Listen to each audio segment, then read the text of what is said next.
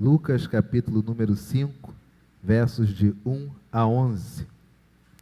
Aconteceu que ao apertá-lo a multidão para ouvir a palavra de Deus, estava ele junto ao lago de Genezaré. Leiamos todos a uma só voz o verso de número 2. E viu 2 barcos junto à praia do lago, mas os pescadores, havendo desembarcado, lavavam as redes. Podeis assentar, queridos. Uma coisa interessante da época da política é que, na época de campanha, aliás, é que nós vemos os políticos fazendo tudo. É aquele período onde você morre de rir vendo as caras e bocas que os políticos fazem quando vão na feira. Aí tem que comer um pastel, vão num botequim, tem que comer um salgado, um ovo rosa. Eles fazem assim aquelas caras de quem não está acostumado a comer aquilo. Dá a impressão que todos eles nasceram comendo de manhã caviar, alcaparras, suco de laranja. A impressão que dá é essa, que eles nunca foram do povo. E uma coisa que é interessante desses políticos é como que eles se aproveitam de coisas do nosso cotidiano em período de campanha. Você está trabalhando ali, está com o suor do seu rosto, querendo ganhar o seu pão, e de repente vem aquela caravana política, e aquele indivíduo se junta ali àquele grupo. No resumo, um político, quando começa a falar e apinha, junta de gente ali para poder ouvi-lo, se você tem o seu comércio literalmente não consegue receber mais ninguém. Por quê? Porque não dá para passar. A rua para, a rua fecha, e você com o seu comércio, com a sua banquinha, como é que você faz? É um contrassenso. São homens e mulheres que estão lutando para ganhar aí salários a partir de 15, 20, 30 mil reais por mês, fora as mordomias, mas toda vez que eles vão falar para o povo, eles têm que fechar o comércio do lado. Curiosamente, a palavra do Senhor tem um momento que é próximo disso que acontece conosco, mas uma realidade bem diferente. Aconteceu que, ao apertá-lo a multidão, para ouvir a palavra de Deus, estava ele junto ao lago de Genezaré. E ele próprio viu 2 barcos junto à praia do lago, mas os pescadores, havendo desembarcado, faziam o quê? Lavavam as redes. Jesus percebe que ali não tem peixe. Jesus percebe que está tudo vazio. O horário daqueles homens de pegarem peixe, de estarem limpando peixe, estar colocando peixe ali, o horário das pessoas chegarem, comprarem peixe fresquinho, o horário de baldes estarem repletos de peixe, peixe pulando para lá e para cá, caindo na areia, naquela hora onde o comércio de peixe tinha que estar bombando, aqueles pescadores estão fazendo o quê? Eles não têm nada para fazer, eles não podem voltar para casa àquela hora, eles estão lavando a rede. A rede só pegou o que não prestava, e eles começam a lavar as redes. A palavra do Senhor diz: entrando em um dos barcos, que era o de Simão, pediu-lhe que o afastasse um pouco da praia, e assentando-se, ensinava do barco às multidões. Imagina essa cena, você é pescador, no horário de 10 horas, de 11h30, você já era para estar na praia, com todos os peixes que você pescou. Donas de casa, homens de negócios, já estão esperando você ali, mandando pesar. Já tem sacos de gelo esperando os seus peixes, para colocar o peixe em outro recipiente com gelo e levar. E de repente você está lavando a rede, você não pescou nada, vem um homem que você nunca viu, mas só que ele é mestre. E ele, como mestre, olha para você e diz: faz um favor para mim, amigo, tem como você empurrar esse barco um pouquinho, mas deixar ele amarrado, mas de um jeito que eu possa sentar para falar e as pessoas me ouvirem, mas ao mesmo tempo que não dê para elas invadirem a água, é perigoso para elas, e ao mesmo tempo eu estou precisando descansar. Se eu ficar muito no meio do pessoal, o pessoal me aperta para lá e para cá, eu sou gente. Eu canso também. Ser mestre era o desejo de todo homem judeu. E eles tinham um processo de seleção. Logo na infância, os que mais se destacavam passavam para a segunda fase. Quem não se destacava logo na infância? Vê outra coisa. Mestre não dá. Na adolescência, os que se destacavam passavam para a outra parte do processo seletivo. Quem não se destacava? Não dá. Quando chegava perto, por volta ali de 17 anos, você tinha mais um processo. Era o último. E todo mundo na expectativa, eu vou conseguir ser rabi. De rabi eu posso, quem sabe, me tornar um escriba. De um escriba, quem sabe, eu posso me tornar uma outra coisa. Mas aí no meio do fim da adolescência, mais um processo seletivo e a resposta era, então, não deu para você. E eles tinham algumas opções. Ou podiam ser pedreiros, e pedreiro tinha o mesmo propósito de carpinteiro, que naquela época não tinha móvel de madeira, ou então você podia ser pescador. Você também pode ser pastor de ovelhas. Trabalhar com ferro não dá, nós somos escravos. Isso tudo já vem de Roma, já pronto, tem as próprias pessoas. Dependendo do emprego, já tem romanos com essa expertise já na área. A nós só resta o seguinte, ou o campo, ou a água, ou a pedra. Você consegue imaginar com 16, 17, 18 anos, sua vida toda está sendo orientada para ser um mestre, e de repente alguém diz, não dá. Aí você começa a trabalhar como pedreiro, como pescador, começa a trabalhar no campo. Décadas depois, vem um mestre, com 30 anos, com toda a gentileza do mundo, diz, eu vou precisar do seu barco. É que eu preciso ensinar, mas a multidão me aperta muito. Talvez você olhasse e dissesse, mas é muita frescura, né? É muita frescura. Ele próprio fica falando, as próprias pessoas o seguem. Queria eu ter essa vida. Eu estou aqui desde a madrugada, não consegui nada. Aí vem o outro, com roupas de mestre, com vestes talares, e ele pede o meu instrumento de trabalho, para poder se afastar, porque ele precisa continuar falando. Aí Simão coloca o barco à disposição, afasta um pouquinho, as pessoas continuam ouvindo esse homem, e esse homem continua falando, e a palavra do Senhor diz, no final do verso de número 3, e assentando-se, naquela época se ensinava sentado, ensinava do barco as multidões. Quando acabou de falar, disse a Simão, faze-te ao largo e lançai as vossas redes para pescar. Pior do que não ter pego nada, e pior do que o indivíduo pegar o seu instrumento de trabalho, de plataforma, de palanque para a vida dele, sabe o que é? É ele te dar uma ordem. E qual é essa ordem? Você fazer o que você passou a manhã toda fazendo.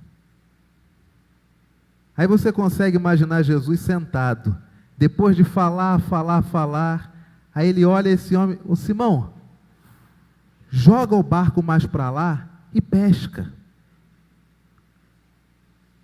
Qual seria a sua reação? Se você está um pouquinho indignado, basta lembrar que antes Simão ouviu o que Jesus estava falando. E talvez aquelas coisas que Jesus falava para as pessoas, para ele, Simão, fazia sentido. Ele começa a ouvir aquele palavrão e vai ouvindo, e aquilo começa a fazer sentido nele, começa a fazer sentido, e de repente Jesus diz, lança as vossas redes para pescar.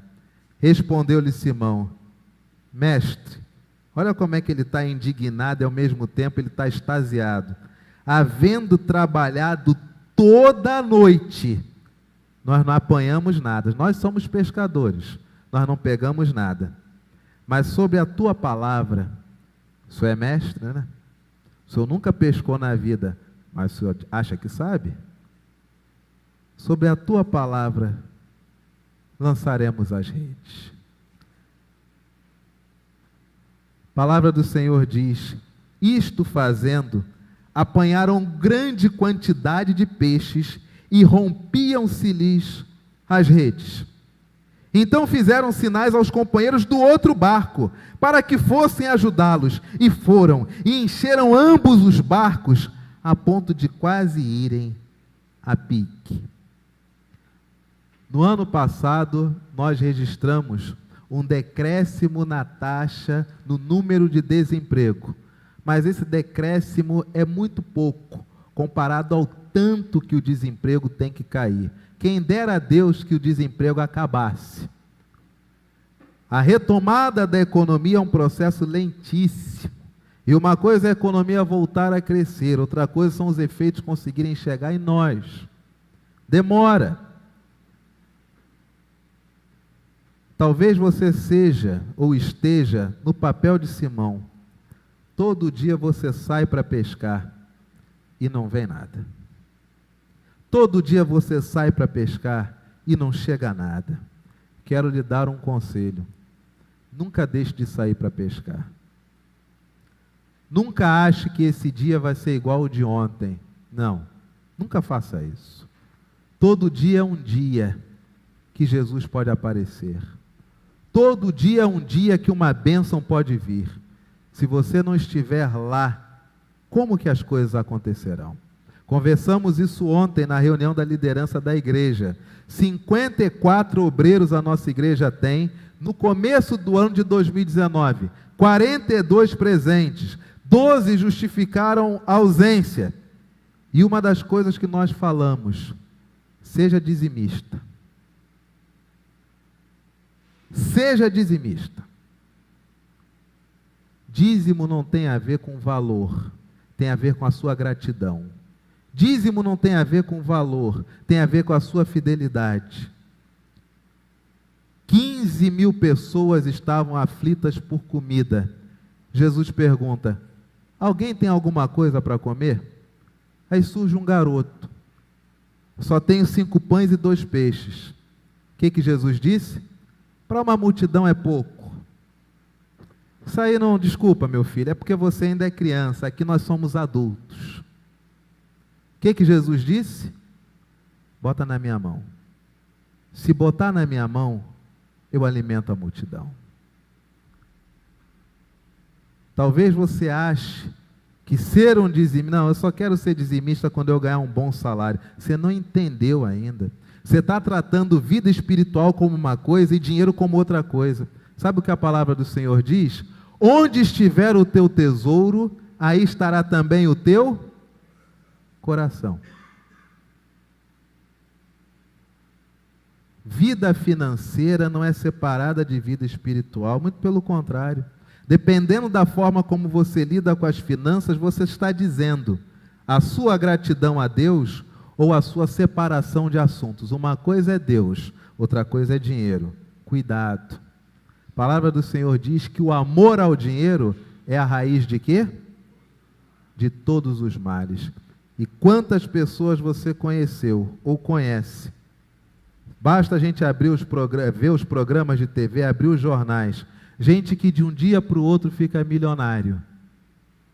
Mas sempre trata dinheiro como se fosse apenas dinheiro. Não trata como se fosse algo espiritual. O gafanhoto vem e devora tudo. Leva tudo, não fica nada. Conversando agora há pouco com a nosso MP, graças a Deus, todos começaram o ano trabalhando. E é uma coisa muito simples. Se eu ganho R$300, eu separo o dízimo.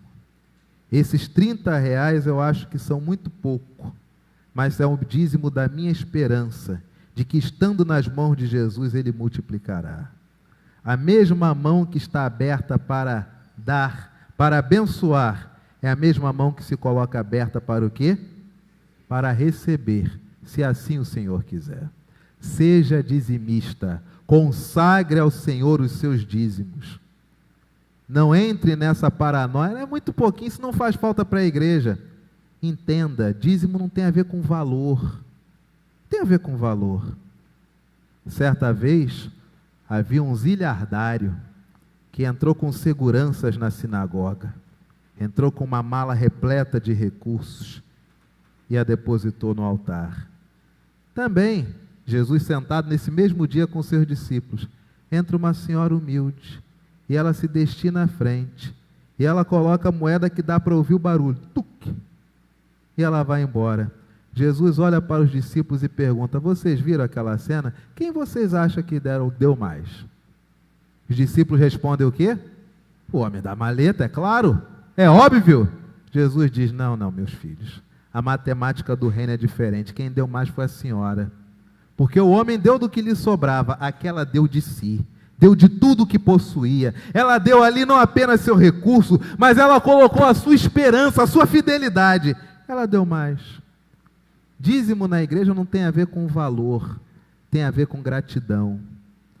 E gratidão, amor, é a matéria bruta com a qual o evangelho trabalha. Se não há amor e se não há gratidão, não há evangelho. Nós vamos trabalhar com o quê? Com mise-en-scène? Vamos tratar as coisas como se fossem estanques? Não. Se você tem uma expectativa de que a sua vida financeira seja abençoada, trabalhe como se tudo dependesse de você e consagre o seu dízimo sabendo que existem coisas que só Deus pode fazer. Mas se você não for fiel no pouco que você acha que recebe e que o Senhor te dá, Ele vai fazer o quê? O que Ele vai fazer? Ele pergunta para você: tem 15 mil pessoas passando fome, você tem alguma coisa? É que meu salário é muito pouquinho, e aí eu fico com vergonha de dar, aí eu não tenho condições. 15 mil pessoas passam fome, incluindo quem? Você. 5 pães e 2 peixes dá para hoje, e você tem alguma coisa para amanhã? A palavra do Senhor diz: mestre, havendo trabalhado toda a noite, nada apanhamos, mas sob a tua palavra lançarei as redes. Uma coisa interessantíssima: no que você faz, no seu trabalho, no seu comércio, no seu local empresarial, naquilo que é a sua função laborativa, pergunta: o que você faz tem intervenção de Deus? Ou você lida com isso de uma forma estanque também, a ponto de você dizer que no seu mundo secular você é uma coisa, mas aos domingos você é outra? É diferente. Você consulta a Deus nas decisões que você tem que tomar?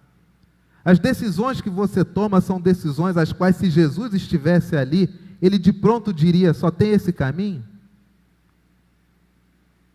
Ou você é um indivíduo que domingo, final de semana, não há Deus maior, mas de segunda a sexta, meu amigo, você é o cão na tua empresa. Você toca o rebu. Você é aquele indivíduo que as pessoas dizem: nossa, é crente? Não acredito. É crente? Nunca vi fazer uma oração. Crente não fala desse jeito. Crente não se comporta desse jeito. Crente, se for chefe, não trata os funcionários desse jeito. Crente, se for empregado, não trata o chefe desse jeito. A palavra de Pedro diz: mestre, o senhor que passou por todos os processos seletivos, e onde hoje nós gostaríamos de estar, mas não estamos. Mestre, havendo trabalhado toda a noite, nada apanhamos. Mas sobre a tua palavra, depois de tudo que eu ouvi o Senhor falar, eu vou lançar essas redes. Isto fazendo, o que aconteceu? Verso de número 6, todos. Isto fazendo, apanharam e rompiam-se-lhes as redes. Consegue imaginar isso?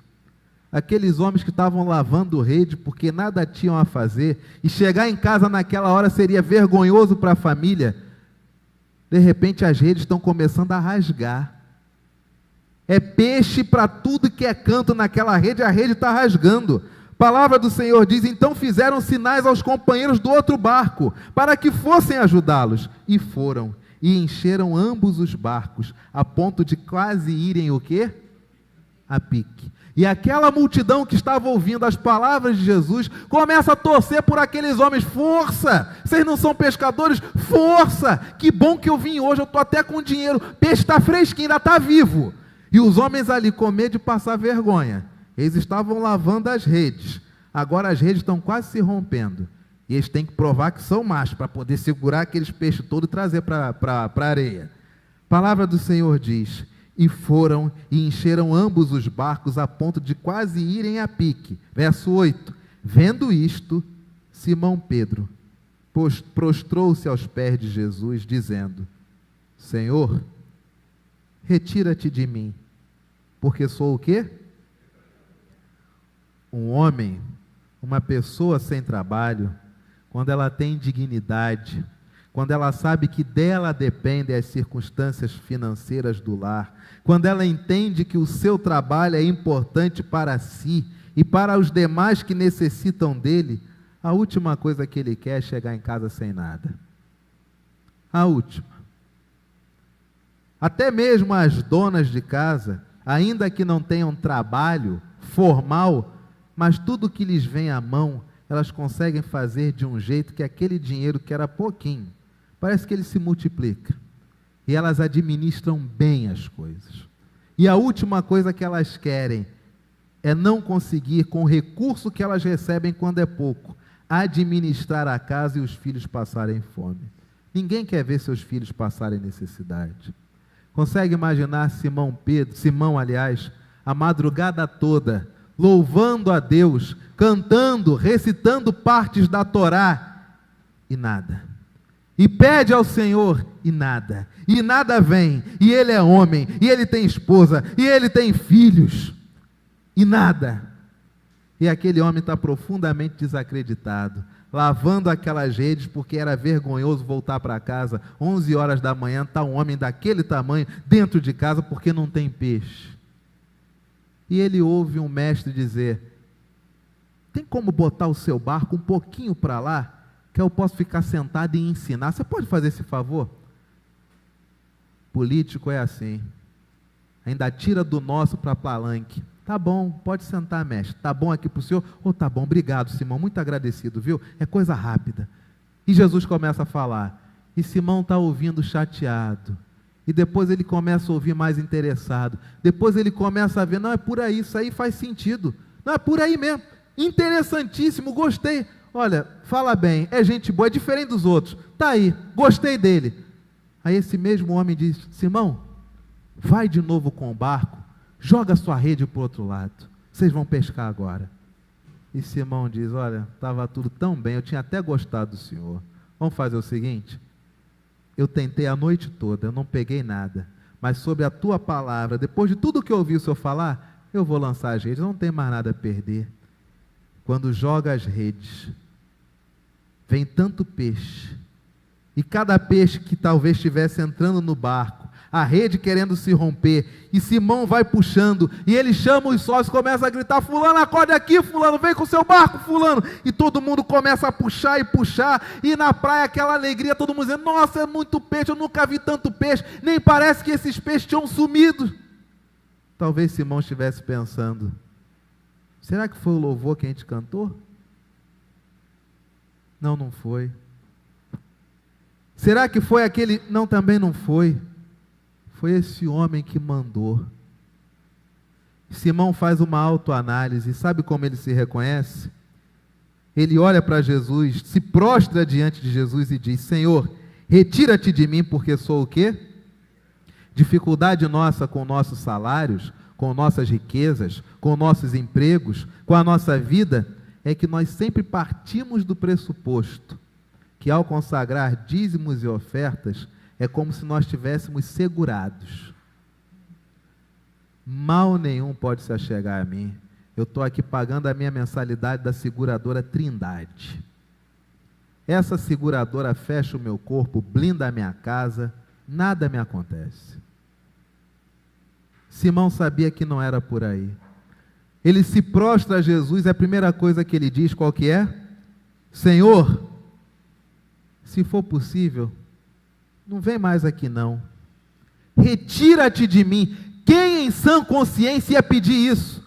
Um homem que de forma milagrosa te deu o quê? Peixe. Você é pescador. E sabe o que esse homem diz para esse outro homem? Vem mais aqui não. Por quê? Porque eu sou pecador. A sua presença aqui, ela atesta a minha falta de fé. A sua presença aqui é a prova da minha incredulidade. A sua presença aqui evidencia que tudo aquilo que eu creio, eu não pratico. O que eu cantava, eu não me dava esperança. Eu já estava lavando essas redes. Quando o Senhor veio pedir espaço, eu nem queria muito, mas para não ficar chato, eu até liberei o barco. Eu até achava que as coisas que o Senhor falou eram boas, mas eu nunca ia imaginar que isso poderia acontecer. Faz um favor para mim. O Senhor pode não vir mais aqui na praia? Mesmo o Senhor dando isso de presente, sabe por quê? Eu sou pecador. Nós crentes é o contrário. Deus, por que não apareces a mim? Deus, por que as coisas que eu faço não dão certo? Senhor, eu sou a 10ª geração de presbiterianos. Eu sou descendente daqueles que vieram pelo Mayflower, que pararam lá e desceram aqui. Deus! Simão, o que estava em jogo era o ganha-pão dele. E sabe o que ele diz? Retira-te daqui. Eu sou pecador. Quantas vezes você já chegou-se a Jesus e a presença de Jesus, a revelação de Jesus na leitura da palavra, nos seus momentos de contemplação, no seu jejum, no seu momento de caridade foi tanta que a sua intenção original é dizer o quê? Desculpa, Senhor, eu não posso. Sua glória é grande demais. Tudo que eu faço em relação ao Senhor sempre vai ser pouco. Eu te peço perdão por ter te invocado. Esse problema é muito pouco comparado a ti. Simão diz, Senhor, retira-te de mim, porque eu sou pecador. A palavra do Senhor diz, pois à vista da pesca que fizeram, a admiração se apoderou dele e de todos os seus companheiros, bem como de Tiago e João, filhos de Zebedeu, que eram seus. A cooperativa toda ficou empolvorosa, mas ao mesmo tempo a cooperativa toda sabia o seguinte: nós não somos as melhores pessoas para o Senhor ficar não, viu? Aqui entre a gente não tem para onde correr. Aqui é mundo secular. Aqui é recibo frio, aqui é nota fria, aqui as balanças têm peso diferenciado. O senhor sabe como é que é, né? Uma guerra da carne aí que, para viver nesse mundo, meu amigo, a gente tem que fazer essas coisas. Tem que acochambrar um monte de negócio.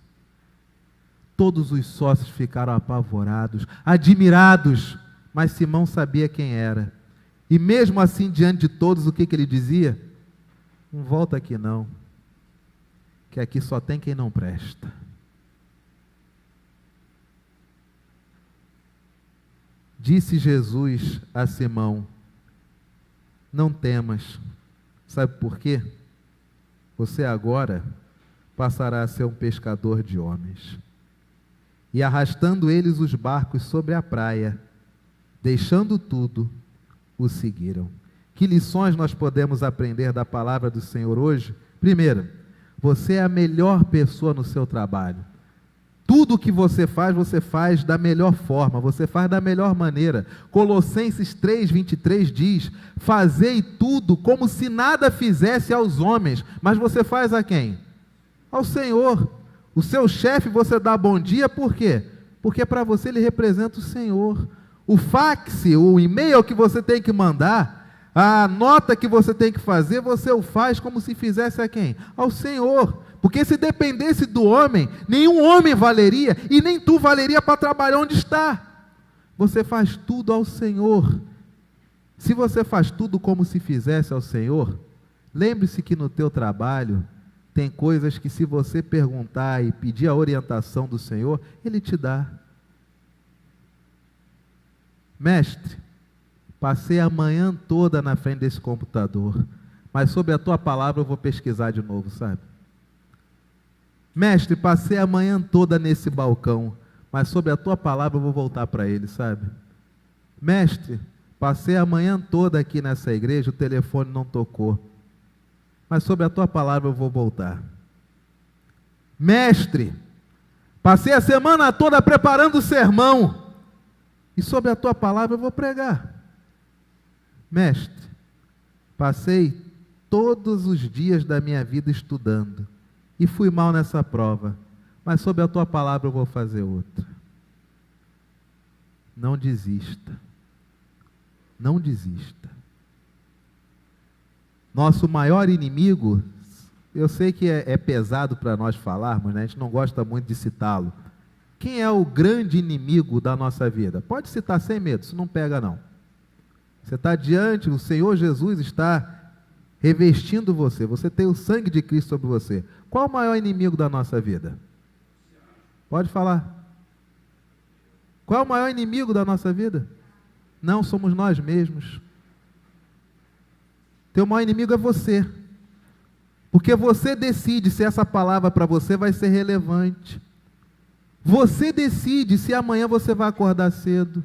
Você decide se amanhã você vai entregar currículo. Você decide se mesmo não aparecendo nada, você parte para uma outra área, que talvez não seja que você se graduou, mas você necessita de recursos para colocar na sua casa. Quem decide isso?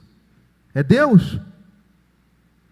Satanás te prende na cama e no ar-condicionado para você não fazer essas coisas? Teu maior inimigo é tu. Teu maior inimigo não é o diabo. O diabo está aqui, ó.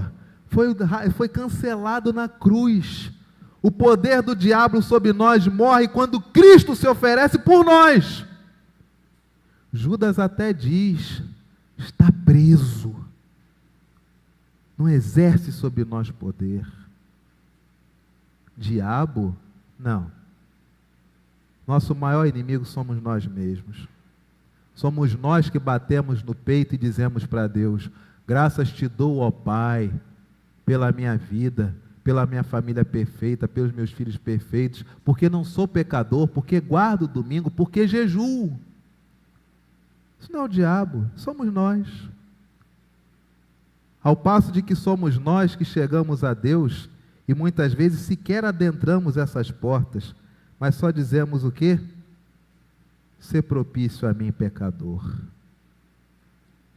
A palavra do Senhor diz, mas sob a tua palavra lançarei as redes. Primeira lição, não faça do seu local de trabalho um local de trabalho diferente do que você aprende da palavra de Deus. Pelo contrário, seja um ser humano integral. O que você é na igreja, você tem que ser em casa. O que você é em casa, você tem que ser no trabalho.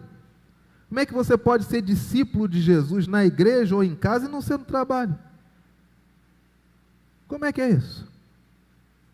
Segunda lição que a palavra do Senhor nos diz, quando a bênção do Senhor se derrama sobre nós, no nosso local de trabalho, aqueles que conheceram o Senhor e entendem que houve uma iluminação do Senhor, que Deus direcionou, eles têm tanta alegria no coração, que eles não têm dificuldade em compartilhar com as pessoas as bênçãos. Não há egoísmo. Simão Pedro podia até dizer, carreguem esses meus peixes junto com vocês, mas ó, minha família está de olho, porque isso aí é meu. Não. Venham meus sócios, vem todo mundo. Isso aqui é nosso. A bênção é para todos. Coisas boas são para todos. Se você trabalha e tem seu local de trabalho, você tem que pedir a Deus que as bênçãos do Senhor venham sobre todos, não importa de onde venha. Se a sua empresa cresce, você cresce junto, o teu dinheiro vem de onde? A gente que é tão ruim da cabeça, que se sente triste quando um outro tem mais destaque, e ao invés de querer trabalhar mais, para ter também um destaque, ele pede que o outro afunde, mas o outro afundando talvez signifique o quê? Menos dinheiro entrando na empresa, e o nosso dinheiro vem de onde?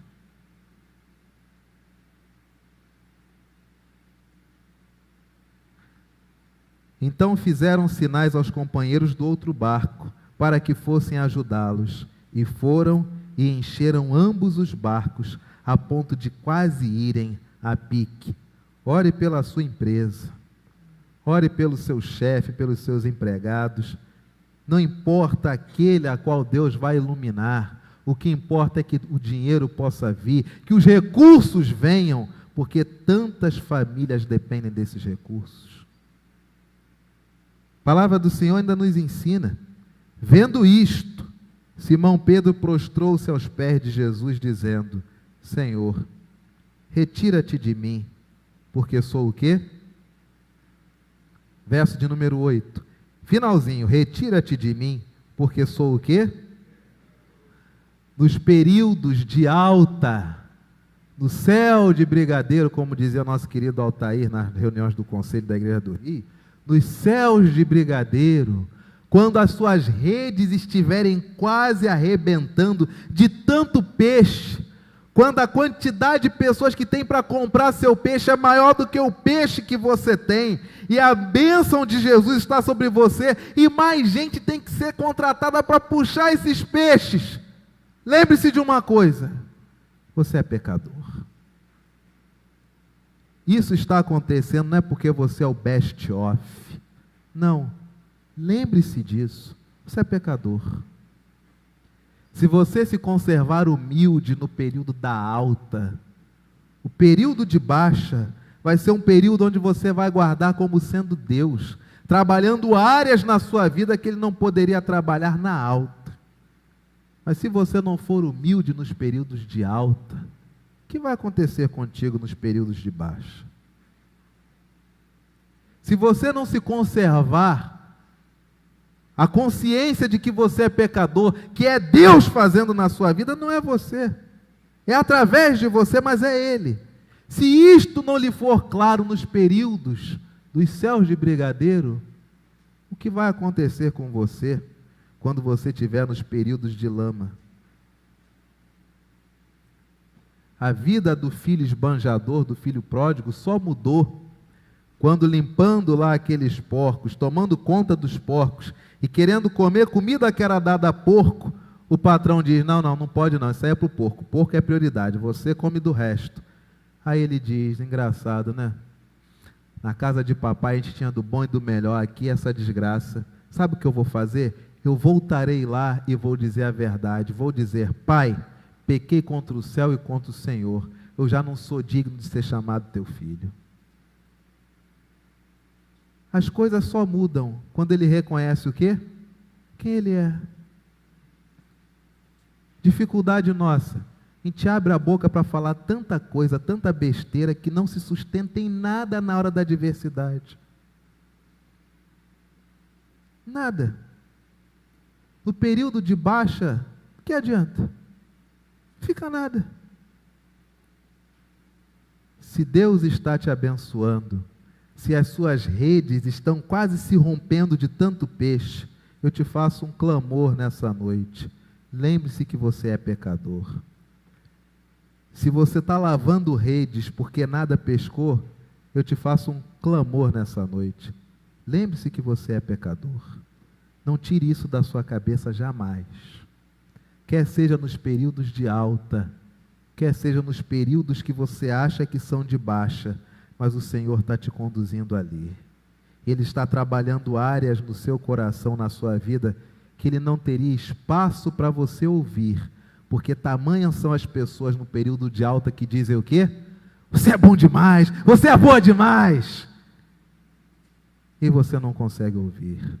No silêncio, quando a gente quebra e as pessoas somem, nós escutamos a voz de Deus. A palavra do Senhor ainda nos ensina. Verso de número 10. Disse Jesus a Simão: não temas, doravante serás o quê? Última lição: não tenha medo do que Deus pode fazer na sua vida. Vou repetir: não tenha medo do que Deus pode fazer na sua vida. Jamais tenha este medo. Parece uma palavra um pouco fora de ordem, uma vez que nós estamos somente entre aqueles que são discípulos de Jesus, mas é um fato. Porque muitas vezes, sequer nós pedimos a Deus: Senhor, Me faz um missionário. Não, não pode. Não pode, sabe por quê? Porque, poxa, minha vida está toda montadinha. Vai que eu peço a Deus para ser um missionário e Deus ouve mesmo. Vai que daqui a pouco eu estou aí, ó, tendo que me desfazer de tudo e tendo que pregar lá não sei aonde. Não, isso aí não.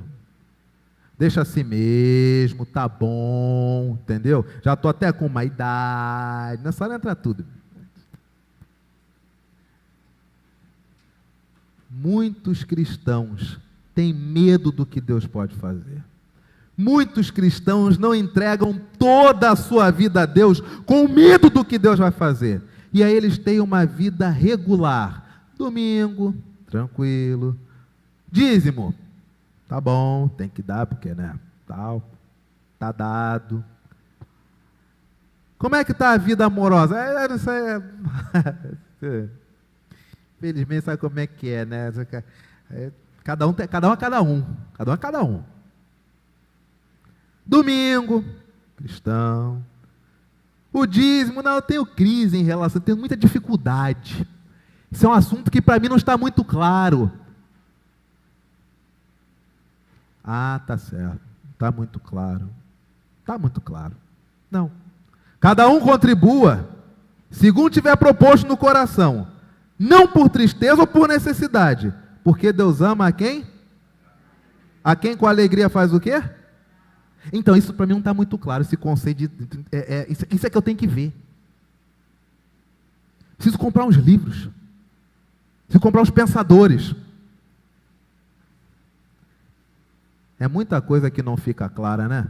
Perdoe. Então, isso aqui para mim não está muito claro, perdoar, entendeu? Não é muito claro para mim. Perdoa no escuro, amigo, mas perdoa. São tantas coisas que nós arrumamos, né? Isso não é muito claro na minha cabeça, eu não posso fazer. Ou então a desculpa mais esfarrapada de todas. Eu não me sinto o quê? Confortável. Eu não me sinto confortável, eu não estou num colchão da Ortobon, com molas ensacadas. Eu não estou usando um travesseiro Cotton Pillow. Eu não estou usando um tênis de última geração ASICS, um Mizuno. Eu não estou usando assim aquela camisa com, sei lá, fio egípcio, fio algodão. Eu não estou confortável. O indivíduo lê uma escritura onde os homens todos passam sufoco, passam aperto. E até quem está na alta passa sufoco e passa aperto. Mas ele não pode perdoar pessoas. Não, porque ele não está confortável. Ele não é um dizimista fiel, porque isso não lhe é muito claro e ele não fica confortável. Conforto. Você tem um Senhor, um Cristo, que morre nu, tendo a sua mão, suas mãos e seus pés rasgados, literalmente por pregos, de uma espessura absurda, feita para prejudicar, para pulverizar um ser humano. E o indivíduo diz: Senhor, eu até gostaria, mas sabe o que é? Eu não estou confortável, aí eu não posso.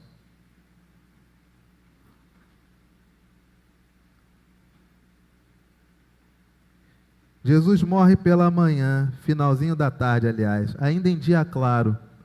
E nós, no século 21, dizemos o quê? Com nossos comentários bíblicos, com nossas programações, nossos eventos. Isso não está muito claro. Como é que é perdoar? Perdoar é quando você não deixa que o mal que o outro te fez seja supremo na sua vida. Acabou. Perdoar é quando você não se esconde atrás dos traumas. Pelo contrário, você lida com eles e você diz: me fez mal, mas este mal Jesus está tratando, mas ele não tem mais poder em mim. Você está liberado da minha vida. Eu não te retenho mais para te maltratar. Você é livre. De mim, sobre ti, só haverá amor, só haverá perdão. Acabou. É difícil isso. Não dá para entender? A gente só entende quando aplica. Evangelho é assim. Sai da tua terra, da tua parentela e vai para uma terra que está no teu Waze, não é isso? Não. Vai para uma terra que eu ainda vou te mostrar, mas eu só posso mostrar se você for. Pedro, joga a rede agora ali, ó. Vai por mim. E você só vai conseguir peixe se você fizer o quê? Jogar a rede. Você só vai entender o perdão do Evangelho se você fizer o quê? Perdoar. Você só vai amar como Jesus amou se você decidir fazer o quê? Amar. E você lerá todos os livros acerca de amor e talvez você chegue a uma conclusão. Que se você não quiser amar, tu não vai amar.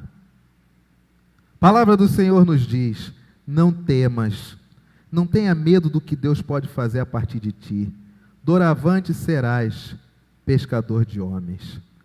Pedro, no seu Antigo Testamento pessoal com Jesus, em um primeiro encontro, Jesus diz, jogue a rede. Ele joga, e ele pega peixes. E ele larga a profissão de pescador e vai andar com Jesus. Só que aí, 3 anos depois, o que acontece? Aquele que era a esperança, o Messias, o que acontece com ele? Morre pelado, com as mãos e os pés perfurados, uma coroa de espinho nada confortável, rasgando a sua testa, afundando o seu olho, sangue por todo o seu rosto. Ressuscita. E Pedro fica em polvorosa. Ele ressuscitou, mas não quis me ver. Ele ressuscitou e não apareceu a mim. Apareceu para as mulheres. Apareceu no caminho de Emaús, mas a nós não apareceu. E quando aparece, some. E as informações que chegam a Pedro, qual que é? Impressionante. Se você olha, você diz que não é ele. Mas quando você bate o olho, ele começa a falar, tu vê que é ele. Tadinho, eles não sabiam que era um corpo que não passava mais pelas marcas do tempo, não tinha mais efeito do tempo sobre aquele corpo. É uma outra coisa. É um homem que não tem mais medo da morte. É um homem que não é mais finito na sua existência. É outra pessoa sendo a mesma. E Pedro fica remoendo aquilo, ele ainda não apareceu. Quando ele apareceu, ele sumiu. E para todo mundo as pessoas dizem o quê? Quando ele apareceu para a nossa frente, ele comeu conosco. E com todo o tempo do mundo, contou a história, comeu e sumiu. Os homens decidem, eu vou deixar de ir essa vida, vou voltar a ser pescador. Passam a madrugada toda e não conseguem pescar nada. E aí tem esse homem, que é o mesmo, mas é outro. Um corpo que não sofre mais as marcas do tempo, o desgaste natural, o efeito da gravidade, nada. É um novo corpo. Esse homem olha e diz assim, joga a rede para o outro lado. E aí eles se empolgam, jogam a rede. Da mesma forma, 3 anos depois, é muito peixe que mal conseguem carregar. A palavra do Senhor diz que Pedro mergulha, começa a nadar, chega até Jesus, e Jesus diz, tem comida aqui, tem mel, tem pão. A grelha está posta, vamos comer um pouquinho.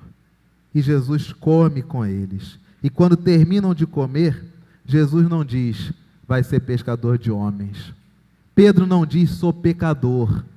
Qual é o nível do diálogo? Pedro, você me ama?